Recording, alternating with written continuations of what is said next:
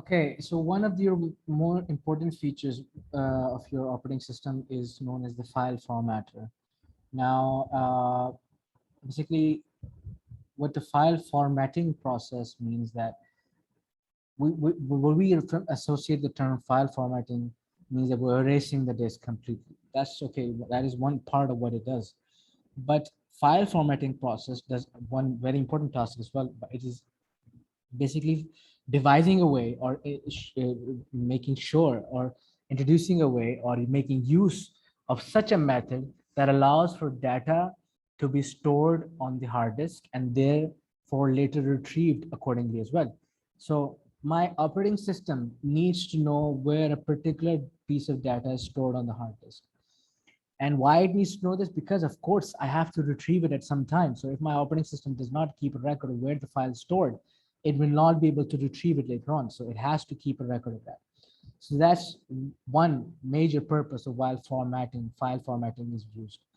So an unformatted file is basically known as a raw format file. So we have to format it to follow one of the used format methods, FAT32, NTFS, and Exfat, stuff like that, to make sure that the file is later capable of being retrieved from the operating system when needed.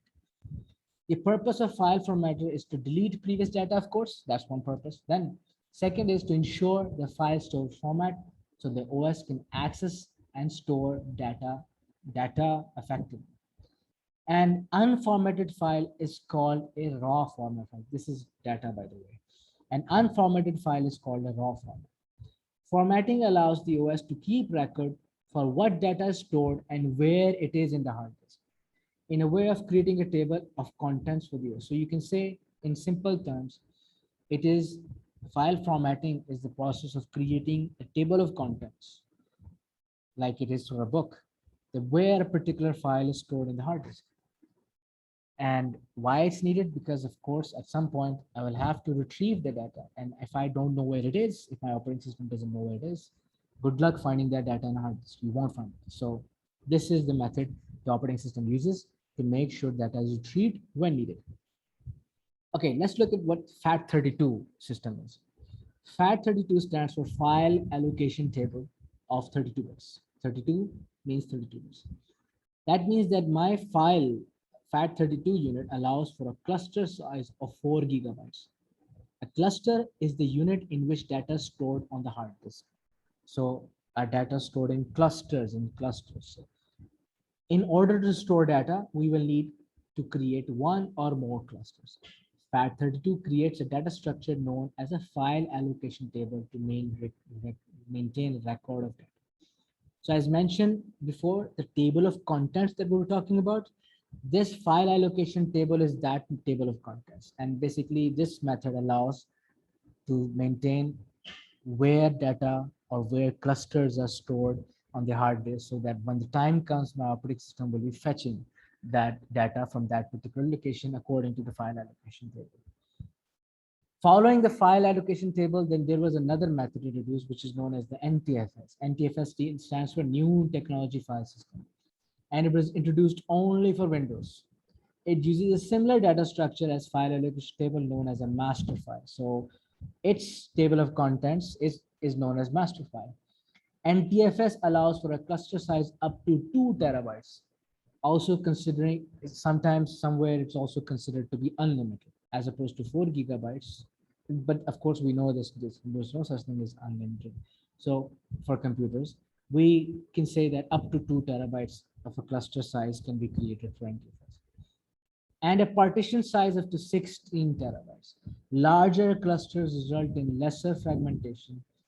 Obviously, we remember that in this chapter, system software, there is the concept of fragmentation in which data is basically divided into different fragments and they are apart from each other. Why? Because they couldn't find contiguous locations where the data could be stored collectively. So instead of being able to store data collectively, the same data into one, contiguous locations, we store them into separate locations wherever they find empty space. Now, this fragmentation causes the data fetching process to be a little lengthy because it is possible that my one part of the data is stored in one sector, one which you call it, yes, sector, and the other part will be stored in another sector. Now, this difference in sectors may cause the hard disk to rotate to reach that other sector. Now, this rotation, which is causes what is known as latency, this is the delay of accessing data, and thereby cause an overall slowdown of the system. So the larger fragment, the larger amounts of fragments that are created, the more latency results, which results in overall slowing of the process. So NTFS, since it creates large clusters, and large clusters means that fragmentation will occur lesser and lesser. And that's why this system will introduce, overall, the goal was to create a faster accessing system. Now, apart from NTFS, there is an Exfat system. Now, Exfat system was introduced for Linux and Mac OS and was particularly optimized for SSD storage devices. Concept is more or less the same, and they all use for, this is also, extensible, it's extensible file allocation table. This is, for, again, using the same method, more or less, to store data, maintaining a record of where data is stored.